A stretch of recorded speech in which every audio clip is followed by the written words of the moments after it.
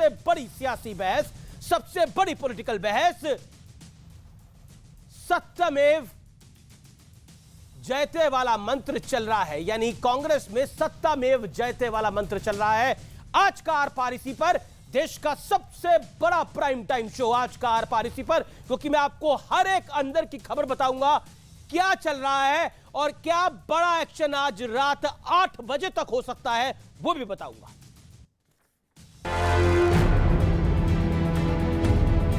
कांग्रेस का एंटरटेनमेंट भारत जोड़ो में कम हुआ था, अब राजस्थान में थोड़ा ज्यादा हो गया। एक तरफ राहुल गांधी केरल में बच्चों के साथ फुटबॉल खेल रहे थे, दूसरी तरफ उनकी पार्टी के भीतर राजस्थान में सियासी सिर फुटौल वाला फुटबॉल चल रहा था। तैयारी तो नए अध्यक्ष की ताजपोशी के लिए चल रही थी, लेकिन राजस्थान कांग्रेस में गृहयुद्ध छिड़ गया। कांग्रेस अध्यक्ष पद की रेस में सीएम गहलोत के शामिल होने के बाद मल्लिकार्जुन खड़गे और अजय माकन नया मुख्यमंत्री चुनने पहुंचे, लेकिन पायलट के नाम पर गहलोत समर्थक विधायक भड़क गए। गहलोत समर्थक 82 विधायकों ने इस्तीफा भी दे दिया। देश में लोकतंत्र में बहुमत के आधार पर फैसला होता है। 100 से ज्यादा विधायक एक तरफ हैं। अशोक गहलोत को बदल दिया गया, कांग्रेस को नुकसान होगा। जिस षड्यंत्र ने पंजाब खोया, वो राजस्थान भी खोने जा रहा है। ये तो खुली बगावत है। राजस्थान में मल्लिकार्जुन खड़गे और अजय माकन जी की तौहीन नहीं हुई है, कांग्रेस लीडरशिप का अपमान है। इस बीच गहलोत गुट की एमएलए इंदिरा मीणा पायलट के समर्थन में उतर गई और कहा कि जब वो बैठक में गईं तो उनसे कोई कागज पर साइन कराए गए, लेकिन ये नहीं बताया गया कि ये साइन क्यों लिया गया। सचिन पायलट जी मुख्यमंत्री बनते हैं तो हमारे लिए अच्छी बात है, खुशी की बात है, क्योंकि हर बार प्रोग्राम जब होता है तो साइन कराए जाते हैं। हमने सोचा कोई न्यूज का होगा। इस हाई वोल्टेज ड्रामे के बाद खड़गे और अजय माकन दिल्ली लौट आए, लेकिन कांग्रेस छोड़कर बीजेपी में शामिल हुए 2 दिग्गज नेताओं ने जमकर कांग्रेस आलाकमान पर वार किया। डिसिप्लिन भी होना चाहिए, पार्टी को मजबूत भी करना चाहिए और पार्टी में एकता भी होना चाहिए। जब एक ऑफिशियल मीटिंग बुलाई गई है और उसी के पैरेलल अनऑफिशियल कोई मीटिंग बुलाए तो ये प्राथमिक दृष्टि से तो अनुशासनहीनता है। राजस्थान आज अगर कांग्रेस के हालात ये होगी कि गहलोत साहब जैसे आदमी को नोटिस दिया जा रहा है तो इनको तो भगवान भी जब एक नाटक करा है लोकतंत्र का, तब इनकी पार्टी टूटने के कगार पर आ गई। दिल्ली से दौलताबाद का जो नाटक बंद करें। तो आज कांग्रेस में छिड़े गृहयुद्ध पर होगी सबसे बड़ी पॉलिटिकल डिबेट। कांग्रेस में सत्तामेव जयते।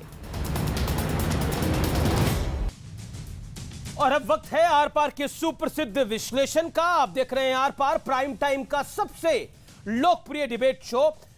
कांग्रेस के गृह युद्ध की टाइमलाइन का विश्लेषण, एक एक करके तारीख आपको मैं बताऊंगा और घटनाक्रम बताऊंगा। 21 सितंबर सोनिया गांधी से गहलोत की मुलाकात, गहलोत के अध्यक्ष पद का चुनाव लड़ने की बड़ी चर्चा दिल्ली में होती है।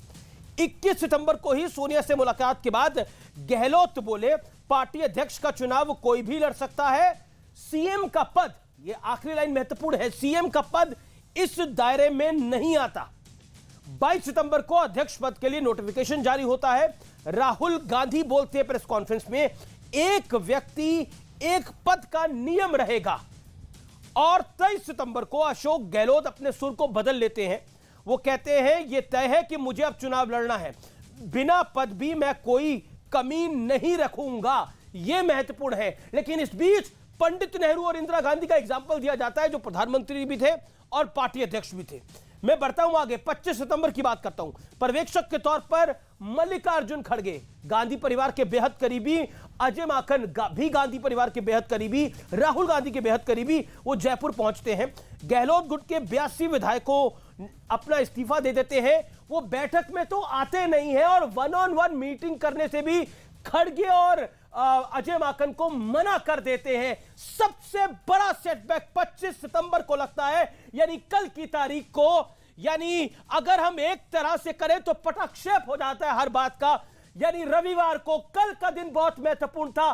कल शाम 5 बजे से राजस्थान जयपुर में जो घटनाक्रम बदला, उसकी आहट दिल्ली को नहीं थी। यानी दिल्ली कांग्रेस को कोई आहट नहीं थी कि इतना बड़ा बखेड़ा खड़ा होने वाला है। 25 सितंबर को सिर्फ विधायक मीटिंग पे तो नहीं जाते हैं, अलग से मीटिंग बुलाते हैं शांति धारीवाल के यहां पर और 1-on-1 रात को 2 बजे तक अजय माकन और मल्लिकार्जुन खड़गे इंतजार करते हैं, लेकिन ये विधायक वहां नहीं जाते। कहा कहते हैं अगर मिलना है तो गुट में मिलिए, अकेले हम मुलाकात नहीं करेंगे। 26 दिसंबर दोनों पर्यवेक्षक खाली हाथ बेरंग दिल्ली लौटते हैं। Huge humiliation for Congress leadership.